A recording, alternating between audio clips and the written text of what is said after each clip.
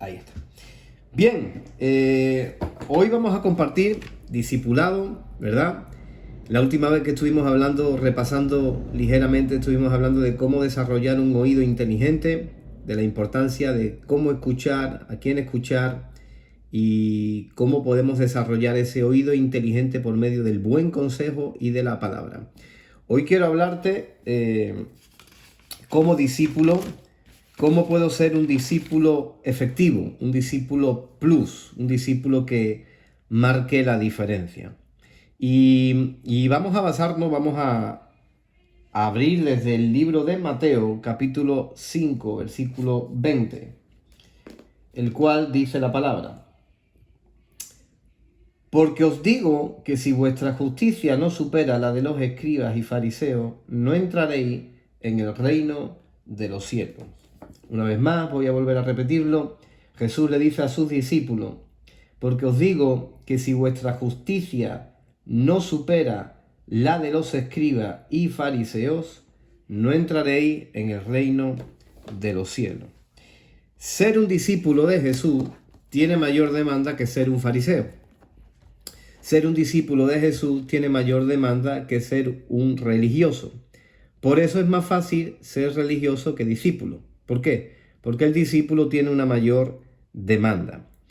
Aquí en este contexto de Mateo en adelante, Mateo 5, 6, 7, si no recuerdo mal, Jesús empieza a hablarle no a todo el mundo, sino empieza a hablarle a sus discípulos, lo que conocemos como el inicio del Sermón del Monte. Y no es una enseñanza para todo el mundo, sino que Jesús estaba enseñando a sus discípulos.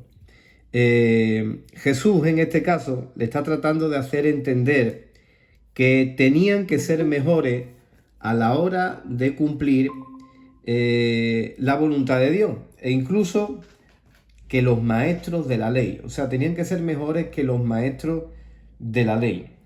Un discípulo siempre tiene que intentar ser mejor y tener excelencia. La función de un buen discípulo es que continuamente nosotros vayamos en un proceso de crecimiento y siempre que intentemos en la mayor posibilidad de darle excelencia a Dios, darle excelencia a la gente y seguir avanzando y creciendo. Un discípulo tiene que saber obedecer y ejecutar las instrucciones recibidas. Un discípulo no es solamente el que pasó la academia y pueda llevar un grupo, no, un discípulo es el que sigue obedeciendo y el que sigue ejecutando.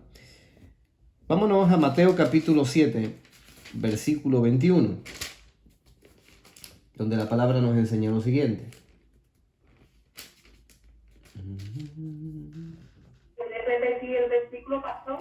Sí, Mateo capítulo 7, versículo 21 al 23, y dice la palabra: Así que por su fruto lo conoceréis, ese es el 21. No todo el que me dice Señor, Señor, entrará en el reino de los cielos, sino el que hace la voluntad de mi Padre que está en los cielos. Muchos me dirán en aquel día: Señor, Señor, ¿no profetizamos en tu nombre? Y en tu nombre echamos fuera demonios, y en tu nombre hicimos muchos milagros. Y entonces les declaré: Jesús, jamás os conocí, apartaos de mí los que practicáis la iniquidad. Bien, la voluntad de Dios no solamente tiene que ver con lo que digo o con lo que hago. Y en este texto vamos a poder ver que se pueden hacer milagros en el nombre de Jesús. Que en el nombre de Jesús se pueden echar fuera demonios. Que en el nombre de Jesús se puede sanar a alguien. Pero no es exactamente estar en la voluntad de Dios caminar en milagros. Puedo abrir mi boca y dar una palabra de Dios, pero no quiere decir que yo esté en la voluntad de Dios. Puedo orar por alguien, pero no quiere decir que yo esté en la voluntad de Dios. Puedo llevar un grupo, pero no quiere decir que yo esté en la voluntad de Dios. Puedo profetizar, pero no quiere decir que yo esté en la voluntad de Dios. Hay una diferencia entre el don que Dios te da y entre el fruto que tú le entregas a Dios. La palabra no nos enseña que por el don o por la función que hacemos seremos conocidos, sino por nuestros frutos: paz, benignidad, mansedumbre, templanza, fe, etcétera, etcétera, etcétera. Entonces, hay una diferencia entre el don de Dios o el don que Dios te dio y el fruto que tú le vas a entregar a Dios. Ahora, que las señales te sigan es bueno. No quiere decir que sea malo echar fuera demonios, ni hacer milagros, ni sanar a un enfermo. Pero es mejor hacer su voluntad. Ahora, si tú has entrado en el reino, tú haces la voluntad de Dios, indiscutiblemente las señales te van a seguir. Pero hay gente que para ellos es más importante el hacer milagros que andar en la voluntad de Dios. Hay gente que para ellos es más importante ver manifestaciones que andar en la voluntad de Dios. Hay gente que para ellos es más importante expulsar un demonio que andar en la voluntad de Dios. Y lo más importante es su voluntad. Ahora, ¿a qué se refiere en este contexto cuando Jesús le habla a los discípulos? Con hacer la voluntad del Padre. Este contexto tiene mucho que ver cómo me relaciono con los demás.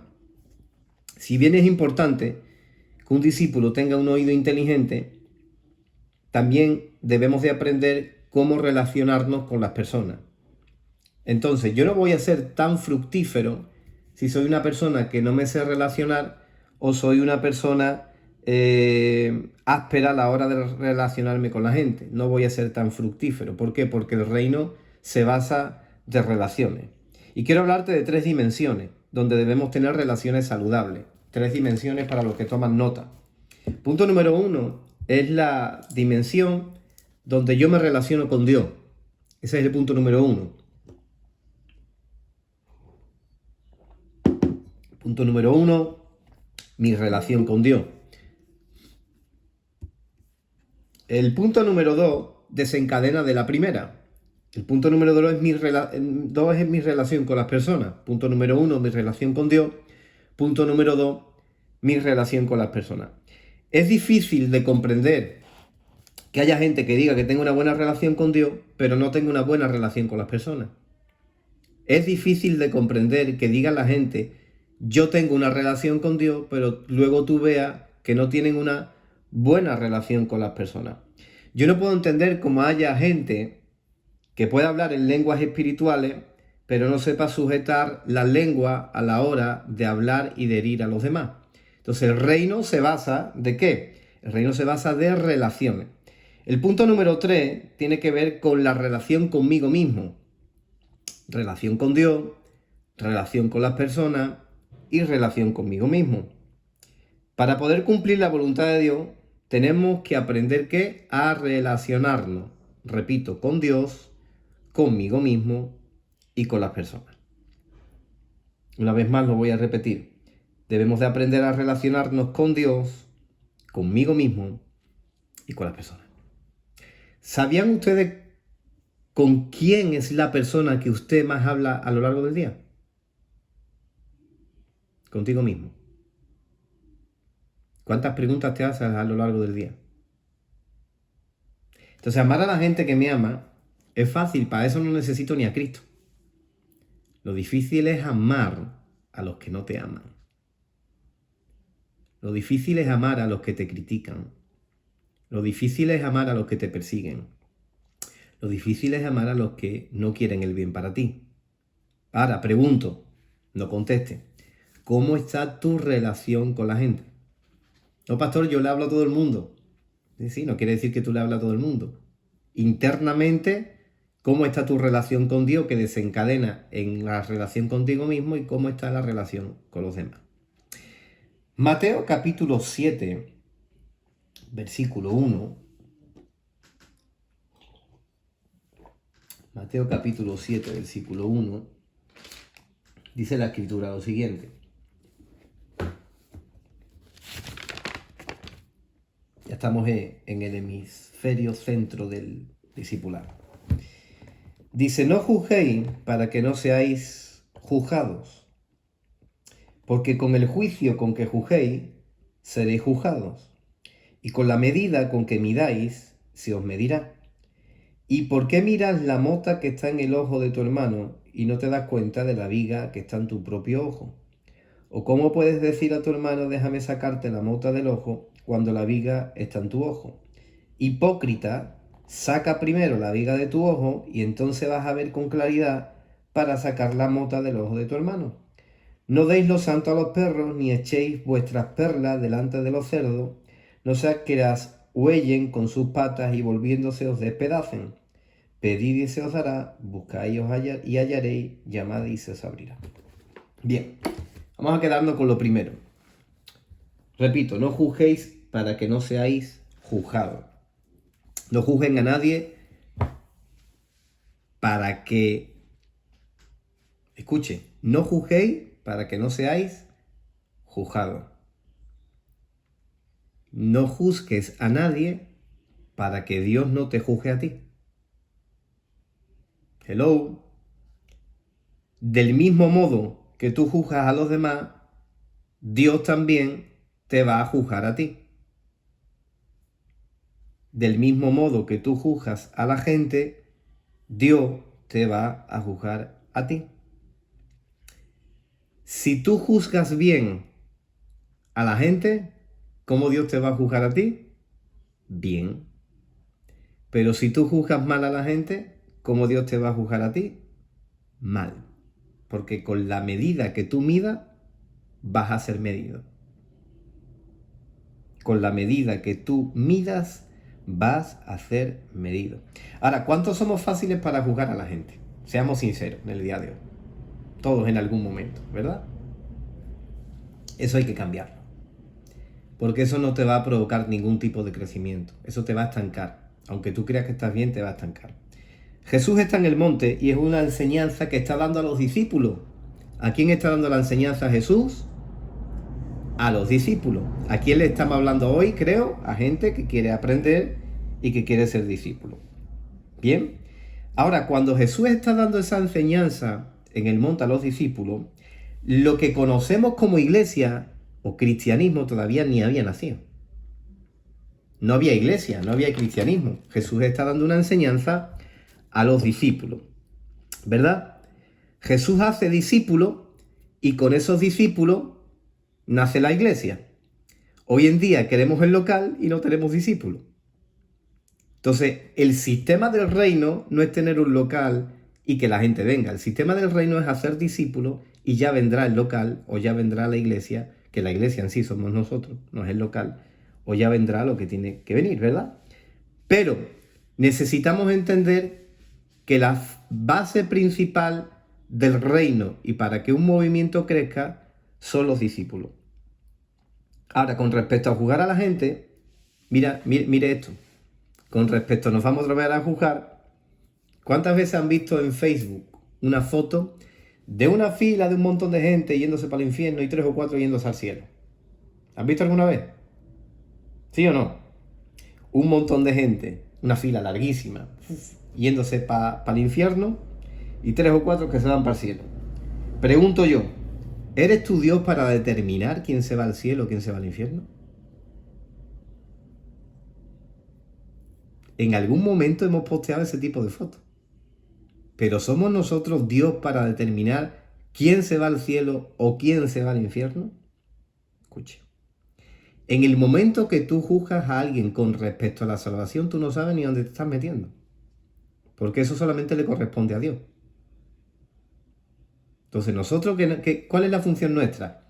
No juzgar a la gente, decir, o ese se va a perder, o ese se va a salvar. Eso es trabajo de Dios, no es trabajo mío. Mi trabajo es hacer la voluntad de Dios en la tierra, cumplir el propósito que Él nos manda a hacer e intentar de hacer discípulos, ¿verdad?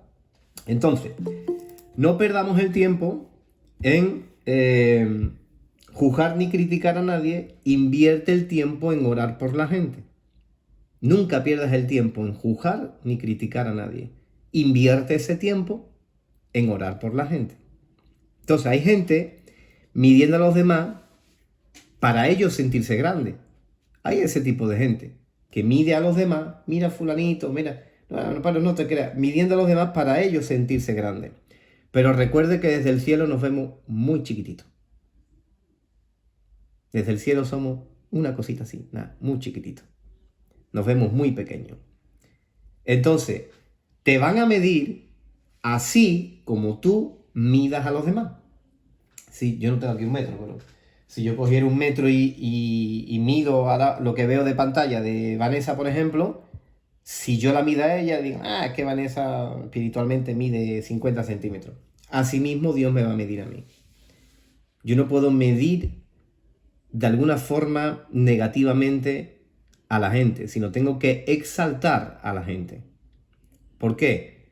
Porque quien no tiene errores, aunque cometamos fallos, ¿quién no tiene fallos? ¿Quién no tiene errores? ¿Quién no tiene caída? ¿Quién no tiene... Todo el mundo tenemos errores, todo el mundo tenemos fallos, todo el mundo tenemos caída, ¿verdad? Pero como tú midas, así también te van a medir a ti.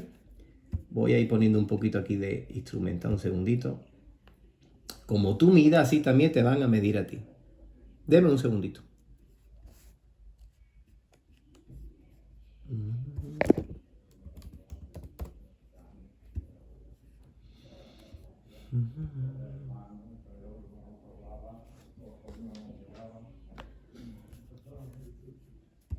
Ahí.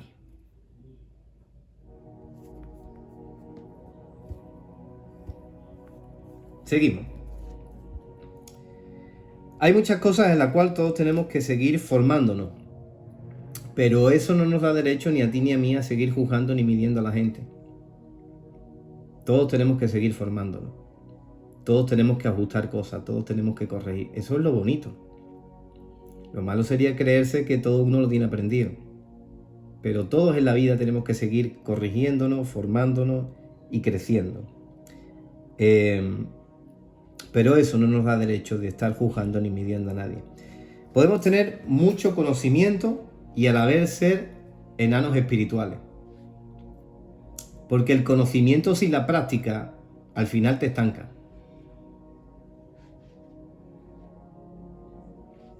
Podemos ser a su vez enanos espirituales por no saber desarrollarnos ni relacionarnos con Dios ni con la gente.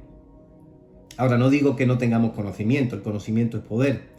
Pero ¿cuándo el conocimiento es poder? Cuando yo lo llevo a una buena práctica, ¿verdad? No me lleno de conocimiento para enaltecer mi ego, sino me lleno de conocimiento para ponerlo por obra. ¿Ok? No te bases solamente en el conocimiento para alimentar el ego. Utiliza el conocimiento para hacer luz. El conocimiento se utiliza para hacer luz, no para elevar tu ego. Y hay gente que quiere conocimiento para elevar su ego. Ay, pues yo hice tal academia, yo hice tal seminario, yo hice no sé qué, yo hice no sé cuánto, y compartes 4 o 5 versículos bíblicos para que la gente diga, wow, qué tremenda revelación. Bueno, pues de nada te sirve, si no lo hacemos con una buena intención. Contra más tú juzgas a los demás, menos oportunidades te vienen de parte de Dios. Contra más tú juzgas a los demás, menos oportunidades tendrás. Ahora, cuando Dios permite ciertas cosas, cuando Dios permite y te abre el campo para que tú veas ciertas cosas, no es para que tú juzgues, es para que ores. Un buen discípulo de Jesús no juzga, un buen discípulo de Jesús ora. Habla con esa persona, intenta apoyarla, intenta ayudarla, intenta levantarla, intenta hacer luz, pero no está juzgándola ni criticándola.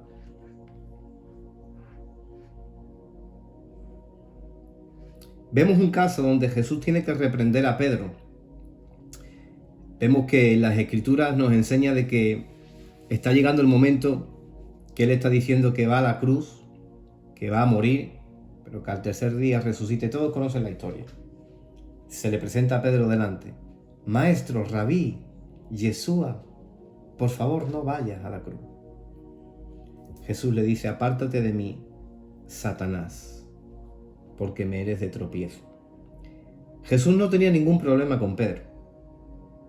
Tenía un problema porque se estaba dejando utilizar por Satanás. Pero no tenía el problema con Pedro.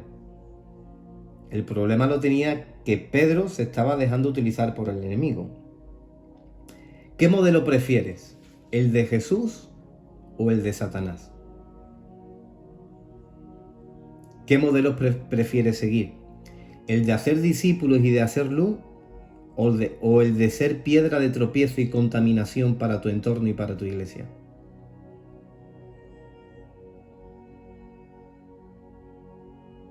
Si estuviésemos en el templo, nadie diría amén. ¿Qué modelo prefieres seguir? ¿El de Yeshua o el de Satanás?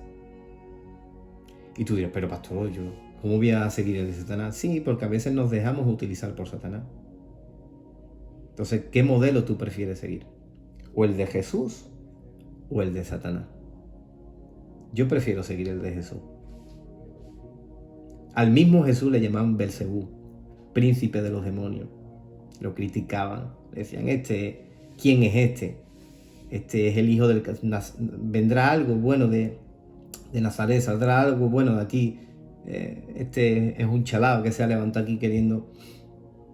Pero Jesús hizo la voluntad del Padre.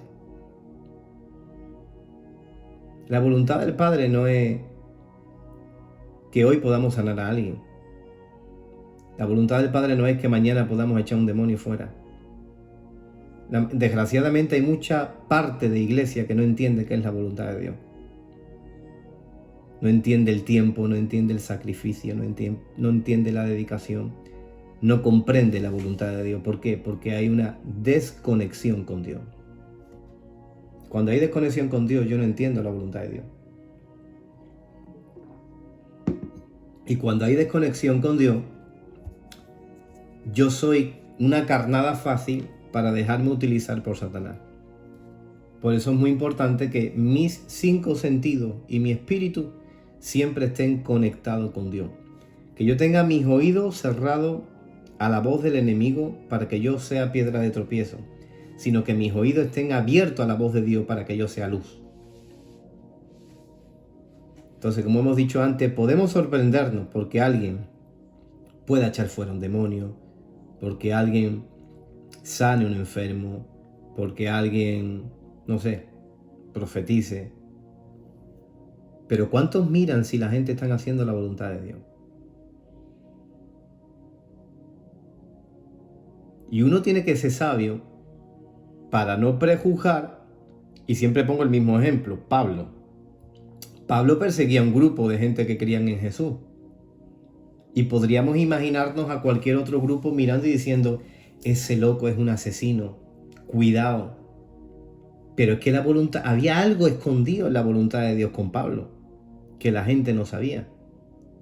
Hasta el mismo Ananías, cuando Dios le habló para que orara por Pablo, tuvo como miedo o temor diciendo, pero si este es el que viene matando a la gente, que creen en Jesús, ¿cómo yo voy a hacer esto? ¿Cómo yo voy a orar por esta persona? La voluntad de Dios está escondida en el secreto. Mientras no vayamos al secreto, no vamos a entender la voluntad de Dios.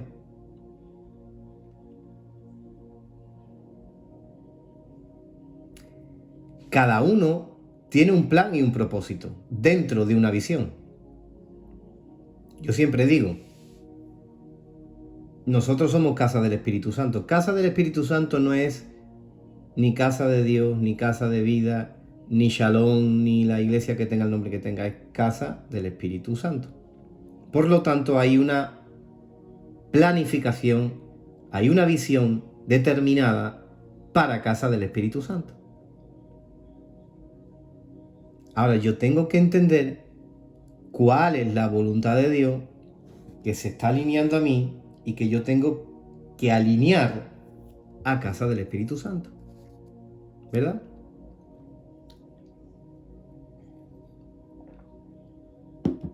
Si queremos una iglesia llena de gente, una iglesia llena de gente se puede llenar con 2 eventos, 2 invitados medio así que atraiga gente y llenamos una iglesia rápido.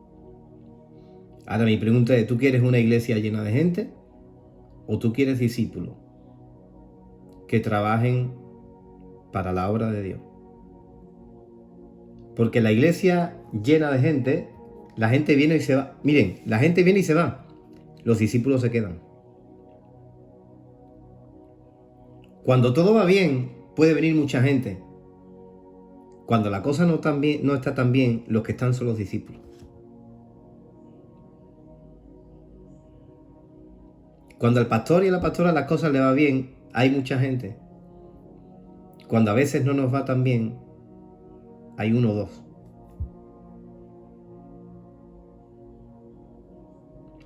El discípulo no es la oveja. La gente está confundida en el término ser oveja con ser un discípulo. Hay veces que la gente me puede decir, pastor, pero es que no me llama.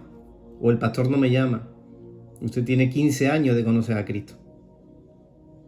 Usted ya no es un bebé espiritual. Usted ya tiene que crecer en madurez.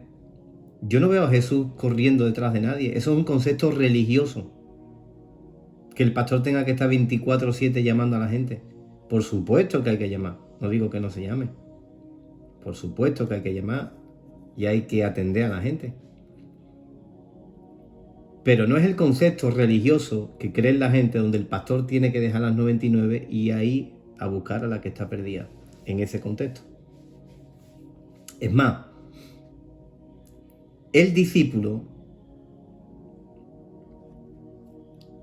la oveja tiene un nivel de escuchar y de recibir. El discípulo tiene un nivel de recibir para dar. No sé si me di a entender. La oveja solamente va a escuchar y quiere recibir. Yo quiero que Dios me bendiga, que Dios me dé, que Dios me sane, que Dios me liberte, que Dios me levante, que bendiga a mi familia, que me dé un trabajito Dios. Y ahí se quedó. El discípulo no. El discípulo escucha para dar. La oveja dice, el pastor no me llama. El discípulo dice, pastor, ¿cómo estás? ¿Cómo está tu casa? ¿Tienes para comer? ¿Tienes para echar gasolina? ¿No tienes para echar gasolina? ¿Tienes para llenar la rueda? ¿No tienes para llenar la rueda? Ese es el discípulo. Un discípulo aporta la carga junto con su líder, con su pastor, para que se pueda desarrollar y cumplir la visión. ¿Por qué? Porque la visión no es nuestra, la visión es de Dios. Y cuando tú entiendes que la visión es de Dios y no estás aquí por competencia, no estás aquí por ego o no estás aquí para que tú te muestres, porque si no ya tienes la recompensa, tú estás aquí para servir a Dios. Cuando la gente entiende en eso, que uno está aquí para servir a Dios y a su reino, entonces todo lo demás te da igual sino servir con todo tu corazón al Dios Todopoderoso. Y ya no te importa tanto si te miran, no te miran, te llaman, no te llaman, hablan o no hablan. ¿Por qué? Porque tú tienes un enfoque. Ya conmigo, yo tengo un enfoque. Cuando tú tienes un enfoque, tú no tienes tiempo para entretenerte en las cosas de los demás. Ninguno me va a ver aquí criticar a nadie. Hay gente criticando de uno, criticando de otro, que si de Maldonado, que si de Casluna, que si de este, que si del otro. Nadie. Porque nosotros no estamos diseñados para criticar. Nosotros estamos diseñados para hacer luz y alumbrar. Es más, yo viera un líder que critica de alguien, pero ni tenga razón ni no tenga razón. Pastor,